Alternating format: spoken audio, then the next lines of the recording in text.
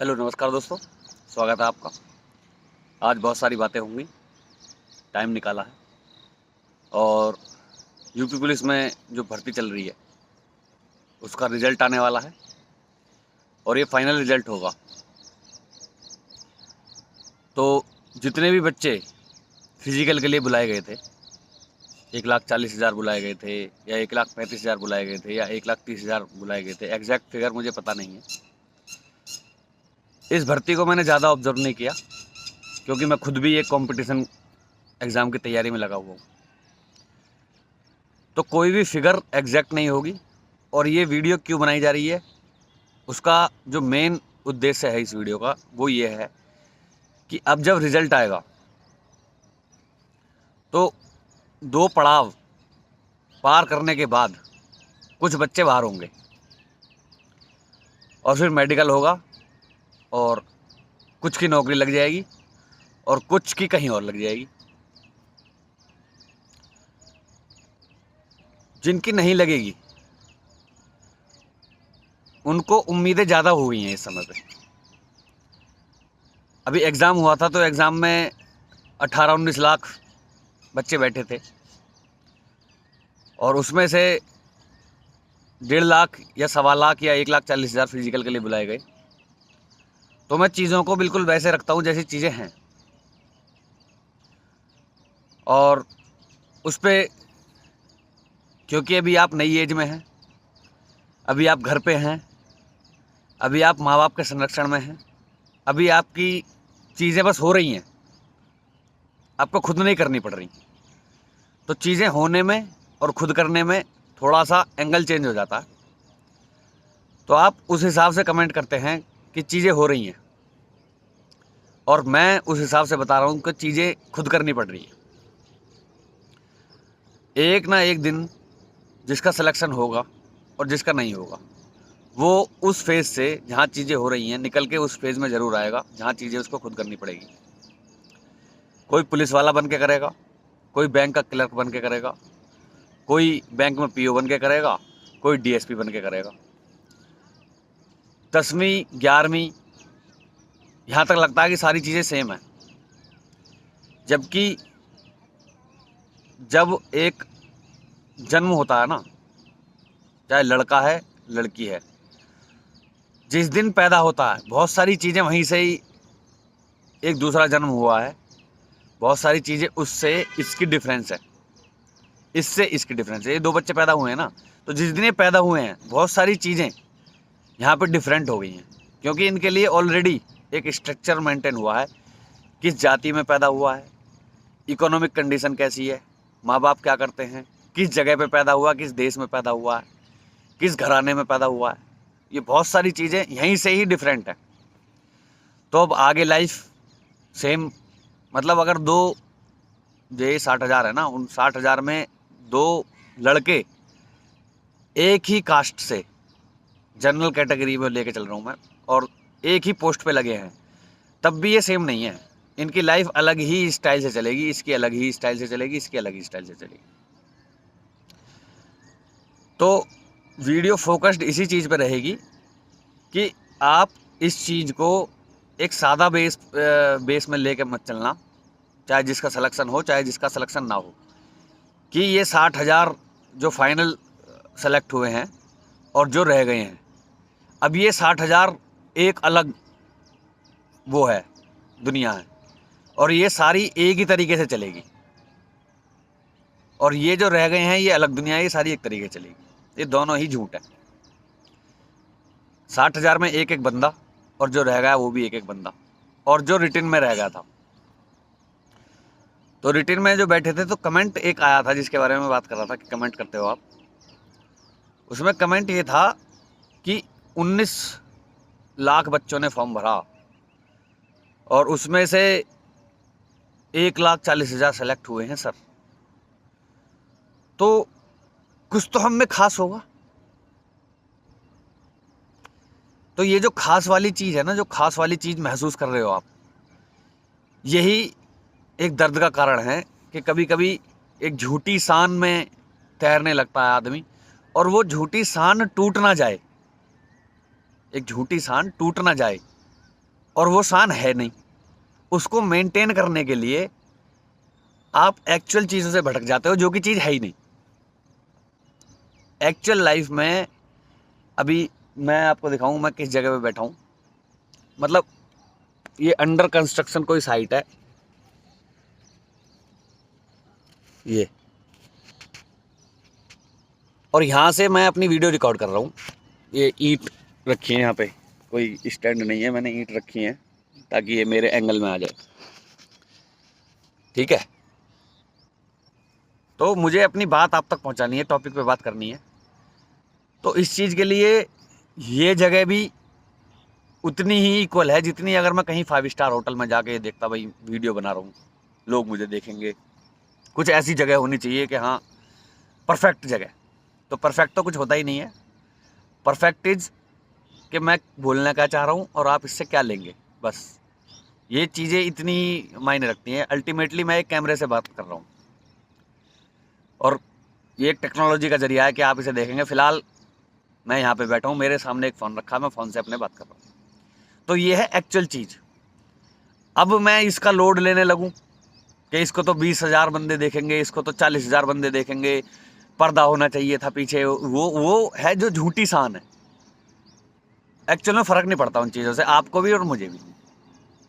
और सच्चाई से मैं अगर भागूं कि इसको इतने देखेंगे उतने, ये मेरे सामने फ़ोन है और यहाँ पे मैं बैठा हूँ, ये है एक्चुअल सच्चाई। बाद में मैं जाके अपना काम करूँगा और आप वीडियो देख रहे होंगे। बात है कि मैसेज पहुँचाने का एक टेक्नोलॉजी मिल गई है, जरिया है, अच्छा है। लेकिन एक्चुअल चीज़ें अगर आप डिफरेंट करके चलोगे तो चीज़ें थोड़ी आसान रहेंगी। तो अभी जितने बच्चों ने फिजिकल दिया है वो सारे ही एक उम्मीद में हैं कि फिजिकल के बाद लग रहा है ना कि हाँ मेरा भी आ जाएगा, मेरा भी आ जाएगा, मेरा भी आ जाएगा। और सबको ही एक बात भी पता है कि मेरा शायद ना आए। कट ऑफ के लिए लगातार खोज जारी है आपकी, और उस खोज से होगा कुछ नहीं। जब हम गूगल फॉर्म भरवा रही हैं, हमने ये किया है, हमने वो किया, ठीक है, ना आप मानोगे ना वो मानेगा। अब इन दोनों में डिफरेंट क्या है कि आपका टाइम वो ले रहा है और अपना टाइम जो वो दे रहा है उसके टाइम का यूज़ हो रहा है और आपका टाइम का यूज़ नहीं हो रहा। अगर आप कट ऑफ वाली वीडियो जा रहे हैं तो कैमरा सामने रख के और वीडियो बना के, ये सब चीज़ें क्या है अल्टीमेटली मोनेटाइज हो जाती हैं, इन सब चीज़ों का पैसा मिलता है। तो उसको अपने टाइम का पैसा मिल रहा है और कहते हैं ना निठल्ले निठल्ले लोग चाहिए उसको, और वो मिल रहे हैं और वो देख रहे हैं बैठ के कट ऑफ कितनी जाएगी, कट ऑफ कितनी जाएगी, 5 नंबर बढ़ेगी, 10 नंबर बढ़ेगी, और जिस दिन ये लग जाएगी लग जाएगी। जैसे अभी कट ऑफ में हुआ था रिटन वाली में कि 19 लाख में से 1,40,000 सेलेक्ट हुए, तो हम कुछ स्पेशल है ना सब। तो वो कट ऑफ पहले भी बताई होगी ना किसी ने। क्या आप अब उन वीडियो को देख रहे हो कि वो कट ऑफ कितने पे लगेगी?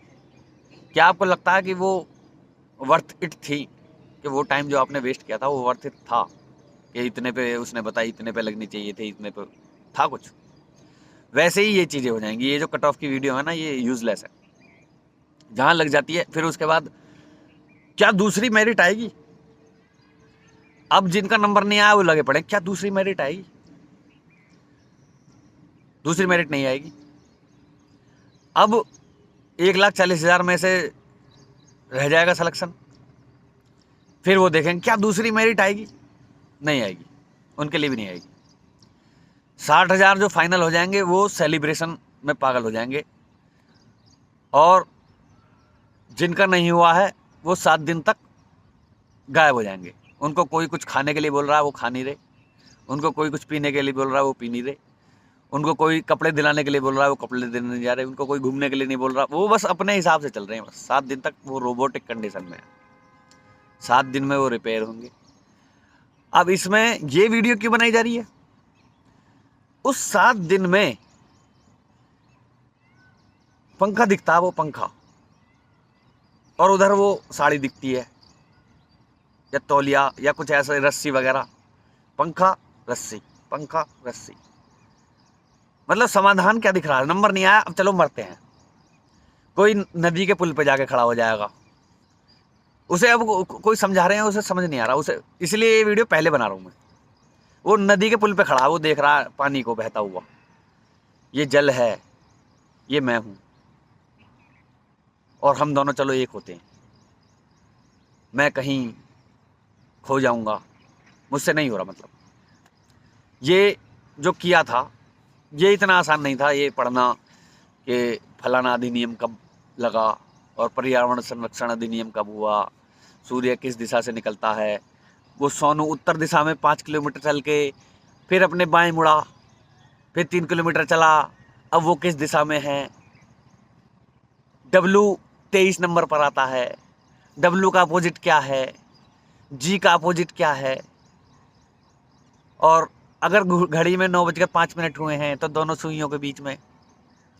ये इतना आसान नहीं है, अब मैं ये दोबारा नहीं कर पाऊंगा। तो ये पानी है, ये पुल है, ये मैं खड़ा हूँ। ये वो सारी दुनिया करने से डब्लू 23 पे है, सोनू ऊपर गया 5 किलोमीटर, फिर किस दिशा में खड़ा है मुंह करके। एक खंबा है, यहाँ से टूट गया तो बताओ इसकी जो परछाई है उसकी दूरी क्या है। वो थोड़ा कठिन रहेगा। ये पानी है, ये आसान लग रहा है, चलो ये करते हैं। तो ये ना करो, इसलिए ये वीडियो बनाई जा रही है। तो पॉइंट ये है कि जब आप उस स्थिति में पहुंचोगे कि आपका फाइनल में नाम नहीं आएगा, क्या आपने एक बार भी उसके बारे में सोचा जिसका अब जो 1,40,000 में नाम नहीं आया था? उनमें से कोई अगर मर गया हो, क्या आपने उसके बारे में सोचा?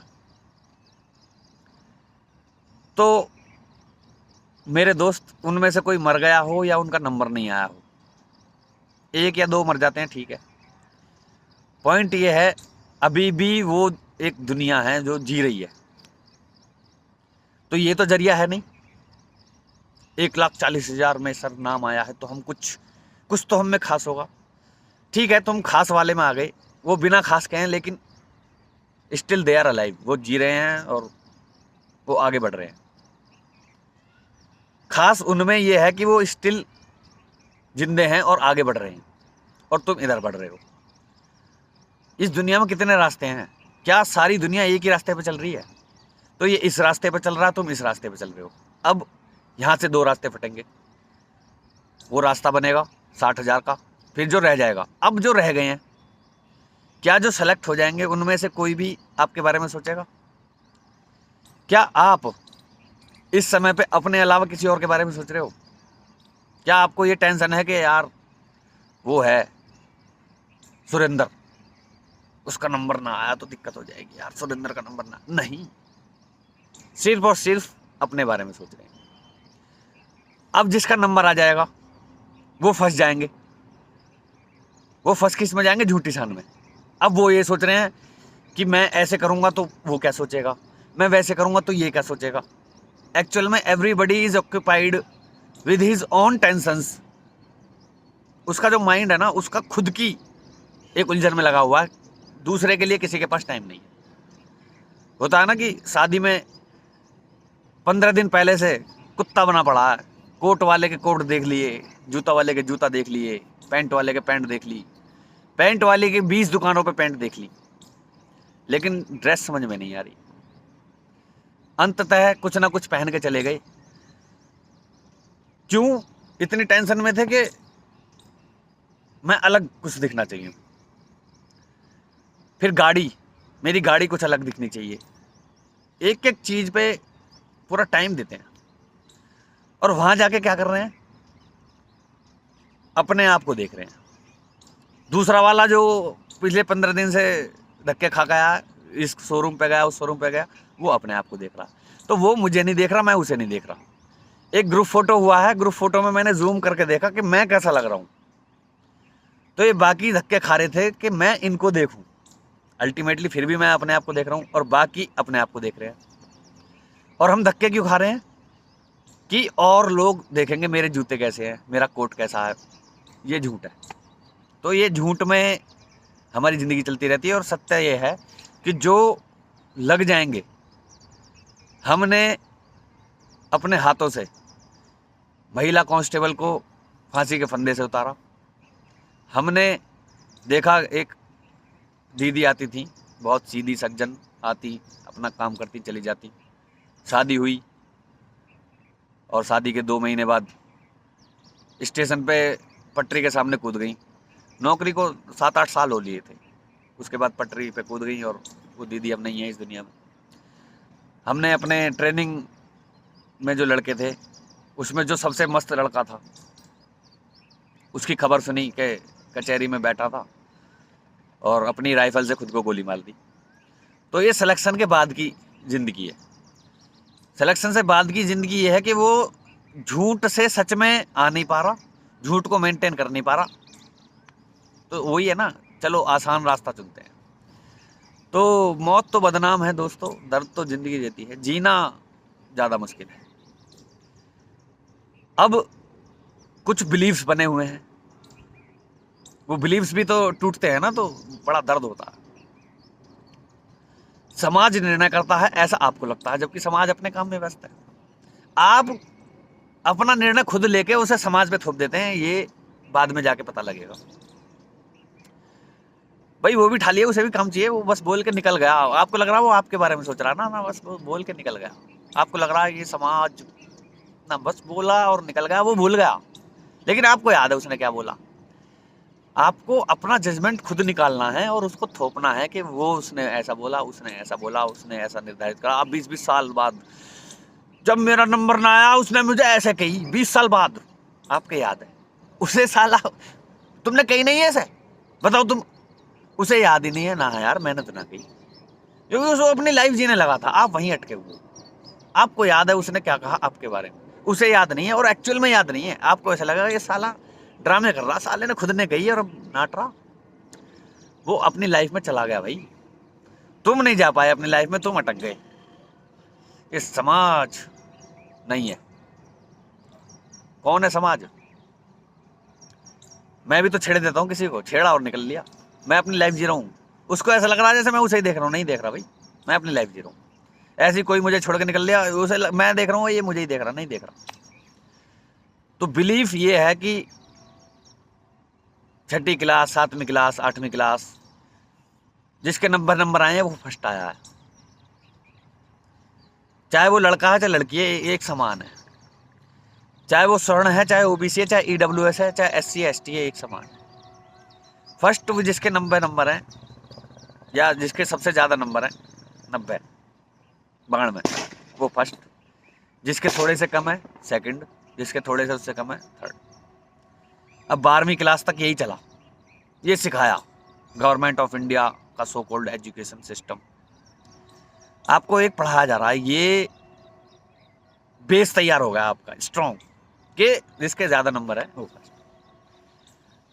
अब फिर आपको गवर्नमेंट में अच्छा संविधान क्यों पढ़ाया जाता है? ताकि संविधान आपको वजह दे सके। आप वो पढ़ो जो आर्टिकल 14 है, आर्टिकल 16 है, उसके क्लाउज 1, 2, 3 पढ़ो और आप अपने आप को तैयार कर लो।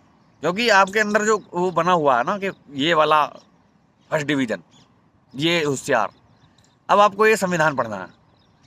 भाई देखो, जिसके 60 है वो भी फर्स्ट। क्यों? आर्टिकल 16 का क्लाउज 3, ठीक है। ये आपके अंदर एक ज्ञान प्रवाह करा जा रहा ताकि आप उस वाली स्थिति से निकल के यहाँ आ जाओ। भाई जिसके 60 है, 55 है, ये 6 चक्कर ही लगाएगा क्योंकि लड़की है, लड़की है भाई, छोड़ो इसे। ये 6 चक्कर में ही आपके बराबर बलवान है। जो 90 नंबर और 12 चक्कर, तो ये 6 चक्कर और 55 नंबर, ये आपका बराबर बलवान है। अब फिजिकल स्टैंडर्ड है, अब उसमें तो संविधान की जरूरत नहीं है, आपने पहले ही उसका फिजिकल स्टैंडर्ड का कहीं लिखा हुआ है कि फिजिकल स्टैंडर्ड में उनको रिलैक्सेशन मिलेगा। ये आपने विद्रोह ना करो आप, उसके लिए तो वो रिटर्न का डाल दिया कि ये मिलेगा। और फिजिकल स्टैंडर्ड आपको खुद ही पता है, तो विद्रोह करोगे क्यों? लड़का की हाइट ज़्यादा होती है, लड़की की हाइट कम होती है, तो लड़की की हाइट इसलिए कम ले रहे हैं, लड़का की हाइट, तो ये आपको ऑलरेडी अंडरस्टैंड है। तो ये पूरा सिस्टमेटिकली बनाया जाता है ताकि शांति बनी रहे और सबको साथ लेके चला जा सके।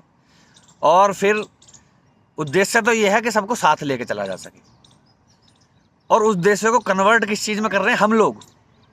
सिस्टम गलत नहीं है, समाज के ये इसको 60 नंबर पे साथ लेके आए। अब जिसके 85 थे, कट ऑफ 86 है, इसका 60 पे सिलेक्शन हो गया। अब ये जिसका 85 पे सिलेक्शन नहीं हुआ, ये उसके लिए एक ज्ञानवाणी प्रवाहित कर रहा है, और इसको सब लोग बता रहे हैं कि देख ये पढ़ा था, इसने मेहनत करी थी, और ये 90 वाला भी पढ़ा था, इसने मेहनत करी थी, और ये 85 वाला है, कहीं ना कहीं घर से बाहर निकल के ये वो काम कर रहा था जो इसे नहीं करने चाहिए थे। क्योंकि अगर पढ़ा होता तो देखिए वो भी तो है लड़का, देखिए वो भी तो है लड़की, ये कुछ दिन बातें चलेंगी। तो ये जो 12वीं तक का जो बिलीफ था वो यहाँ के डगमगा जाता। तो इसमें बहुत सारी चीज़ें चलती हैं। मैं जनरल हूँ, मैं ओबीसी हूँ, मैं ईडब्ल्यूएस हूँ, मैं गर्ल्स के जनरल हूँ, मैं गर्ल्स की ईडब्ल्यूएस हूँ, मैं गर्ल्स की। तो इसको तोड़ने का तरीका क्या है? अब आप अपने आप को ये ब्लेम मत करना कि मेरे 85 नंबर हैं, उसके 60 हैं, फिर भी मेरा नहीं हुआ, अब इसमें इसकी गलती है, उसकी किसी की गलती नहीं, तुम्हारी गलती है। क्योंकि सबसे पहला कैलकुलेशन, अगर आप 85 नंबर वाले हो, होशियार हैं, तो आपको ये करना चाहिए कि आपकी वैकेंसी कितनी थी। 60,000 सरकार की वैकेंसी है, सरकार की कामयाबी है 60,000 भर्ती करना। सरकार को अपना विज्ञापन दिखाना कि मैंने 60,000 भर्ती कर ली है सक्सेसफुली, हमने 60,000 लोगों को रोजगार दिया, ये सरकार का एजेंडा है। आपकी वैकेंसी सिर्फ उतनी है।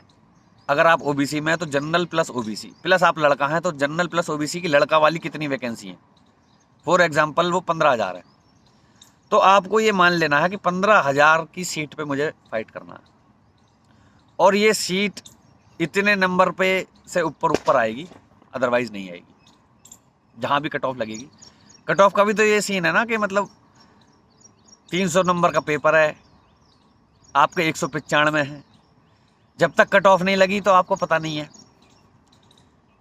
जिस दिन कट ऑफ लग जाएगी, 198 पे लग गई, तो आप कहेंगे मैं 3 नंबर से ही तो रह गया, और 193 पे लग गई तो आपका 1 नंबर फालतू है। तो दोनों ही केस में आपके नंबर मतलब 195 है तो 193 से 2 नंबर एक्स्ट्रा है आपके, कट ऑफ 193 पे लग गई तो, और 195 है आपके और कट ऑफ 198 पे लग गई तो आपके 3 नंबर कम रह गए। तो आप के जो मार्क्स हैं 95 अब भी हैं और 95 जब भी हैं, दोनों ही केस में 95 हैं। लेकिन एक केस ऐसा है जब आप कहोगे मेरे 3 नंबर कम थे, और एक केस ऐसा है कि जब आप कहोगे मेरे 3 नंबर ज़्यादा थे या 2 नंबर ज़्यादा थे। नंबर आपके 95 ही है, तो आपके नंबर ज़्यादा हैं या कम हैं ये भी कट ऑफ डिसाइड करती है, आप डिसाइड नहीं करते। फॉर एग्जाम्पल आपके 198 से 3 नंबर कम है, 195 है, नौकरी नहीं लगी, फिर एक और वैकेंसी आ गई, उसमें फिर आपकी एज आ गई, अब उसमें आपके 215 नंबर है, तो अब 198 से 215 कितने ज़्यादा हो गए? 17, और इस बार कट ऑफ लग गई 216 पे। तो 215 लाने या 198 लाने या 220 लाने, ये एलिजिबिलिटी नहीं है कि इतने नंबर ला के नौकरी लग जाएगी। जहां कट ऑफ है तब वो डिसाइड होगा कि आपके नंबर कितने हैं।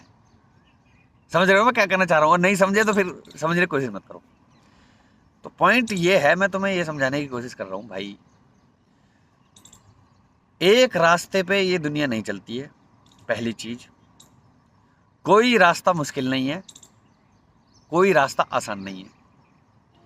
ये चीजें, रवि 5 किलोमीटर उत्तर दिशा में चला, 3 किलोमीटर बाएं मुड़कर चला, अब वो किस दिशा में, ये इतना मुश्किल नहीं है।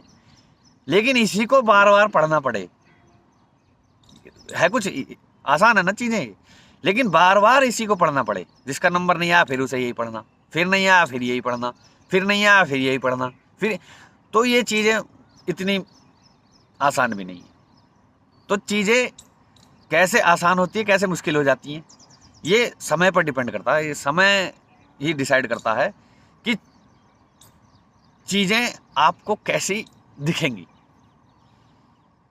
क्योंकि आप अभी भर्ती में हो तो आपके लिए इतनी दीन दुनिया बनी हुई है, ये समय आपका ये है।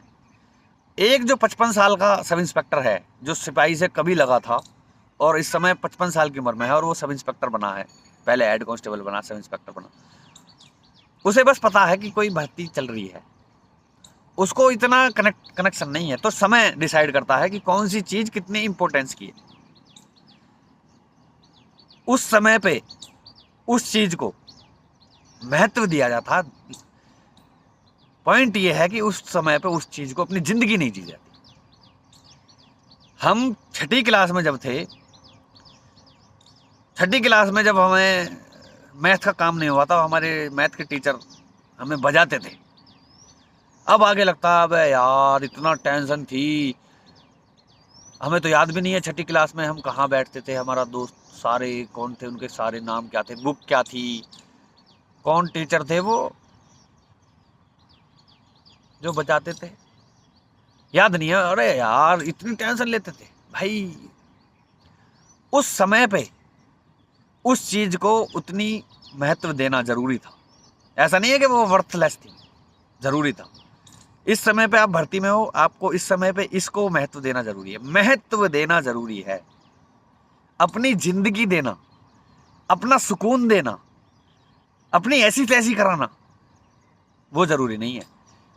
एक जो टॉपिक हमारी लाइफ में चल रहा है, जो प्रोजेक्ट हमारी लाइफ में चल रहा है, उसको डेडिकेटेडली उसमें हम अपना परसेवरेंस के साथ उसमें काम करें। वो काम करना इज इंपॉर्टेंट। उसका रिजल्ट हमारे कंट्रोल में है ही नहीं। तो जिस दिन रिजल्ट आएगा, जिसकी नौकरी लगेगी, इनको काम करना है। और मैं नौकरी वालों के लिए पहले ही बता चुका, पढ़ाई मत छोड़ना भाई। क्योंकि सिपाही बने हो ना, सिपाही की भर्ती के बारे में बात चल रही है ना, तो सिपाही को ये बताते हैं कि कोई भी तुम्हारे मम्मी पापा कभी बताएंगे ना मेरा बेटा पुलिस में है,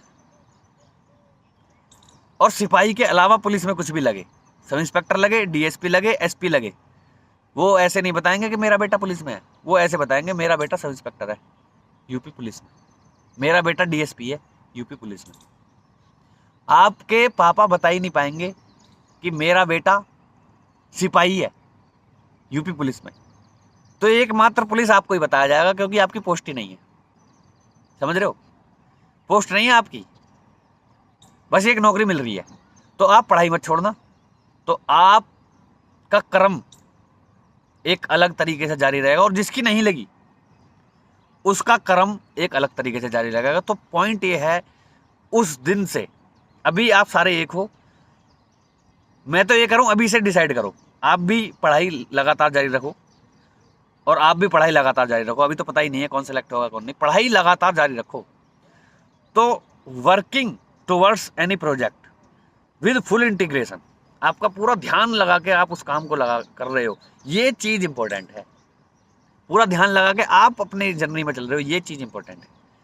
लेकिन आप उस जर्नी को अपनी ऐसी तैसी कराने लग रहे हो, ये चीज इंपॉर्टेंट नहीं है।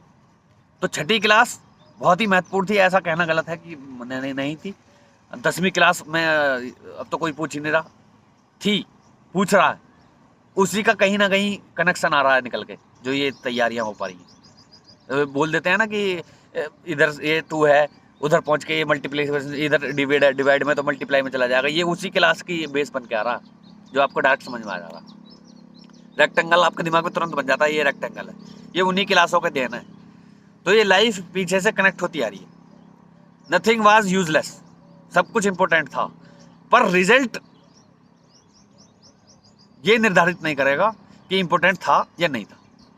क्योंकि रिजल्ट यहाँ आएगा, यहाँ नहीं आएगा, वहाँ आएगा, वहाँ नहीं आएगा, वहाँ नहीं, कहीं भी नहीं आएगा तो कहीं और आएगा।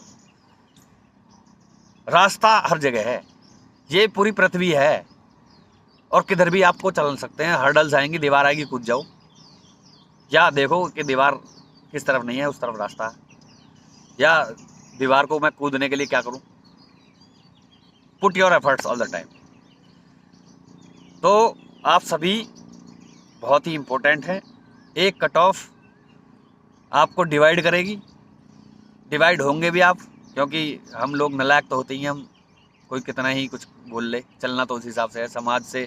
जैसे आचार्य प्रशांत है, क्रांतिकारी हैं, तो आपको उनको सुनना है, आपको चीज़ों को देख लेनी है, हाँ अच्छा ऐसी भी होती है, लेकिन अप्लाई उतनी करनी है जितनी कर सकते हो।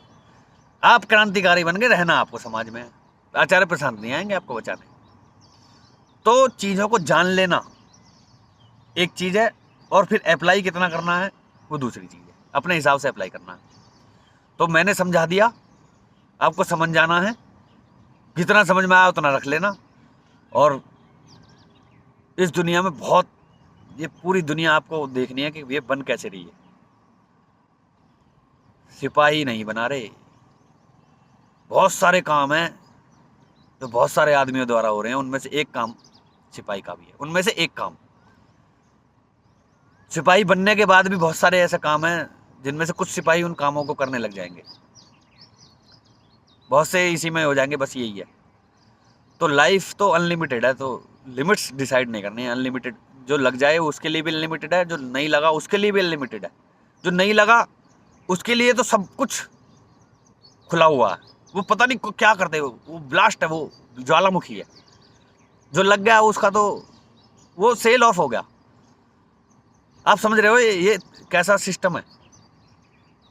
एक आदमी जिसको बचपन से खवाया पियाया, पढ़ाया लिखाया, फीस भरी, एडमिशन, सारे डॉक्यूमेंटेशन, फिर उसको फिजिकली उसका टेक केयर किया, उसकी हेल्थ अच्छी है, ठीक है, और फिर ये भी अपने आप को कंपटीशन में साबित कर रहा है कि देखो मैं दूसरे से बेहतर हूँ। ओ 19 लाख फॉर्म भरे थे सर, हम में कुछ तो अलग होगा। बस बता रहा हूँ क्या अलग है। अब तुम्हारी एक फिक्स अमाउंट तुम्हारे अकाउंट में आएगी, और उस अमाउंट पे कोई और डिसाइड करेगा तुम्हारा जीवन के बारे में।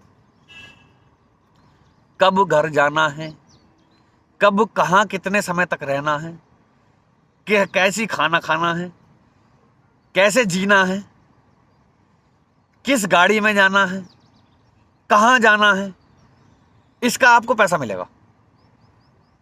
जिसने आपको पाला था उससे आपको खरीद लिया किसी और ने, अब वो आपके इस टैलेंट सहित आपके शरीर को यूज करेगा अपना काम करवाने के लिए। अब उसको, ताकि आप शांत रहें, कोई सेवा भाव कहेगा, कोई करियर बोलेगा, कोई, एक्चुअल फैक्ट ये है कि आप बिक चुके हो।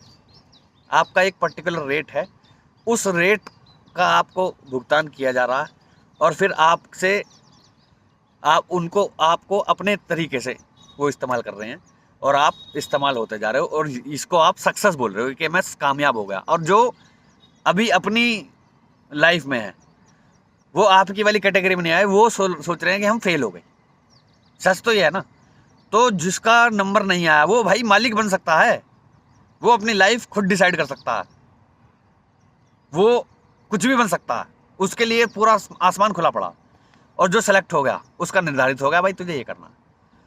तो स्पेशलिटी तो दोनों तरफ है, बस चश्मा है कि पता ना कौन सा पहन के आप देखने लगो चीज़ों को। आई होप कि कुछ चीज़ें आपको समझ में आई होंगी, कुछ चीज़ें लाइफ के साथ समझ में आएंगी। और वापस आने के लिए वीडियो देख लेंगे, बहुत बहुत धन्यवाद। अब पता नहीं कब टाइम मिलेगा, कब मैं अपने घर से इतनी दूर कहीं कोने में आके बैठूंगा और फिर से आपको समझाऊंगा कि दोस्तों ज़िंदगी से कीमती कुछ चीज़ नहीं है, और ज़िंदगी जीने के लिए बनाई है। ये जो बचपन से माँ बाप हमको सींचते हुए ला रहे हैं, एक अब कुछ करने का समय आया है, तो आप ये ना सोचें कि अब मरने का समय आया है। ये जवानी कुछ करने के लिए है, मरने के लिए नहीं। जय हिंद।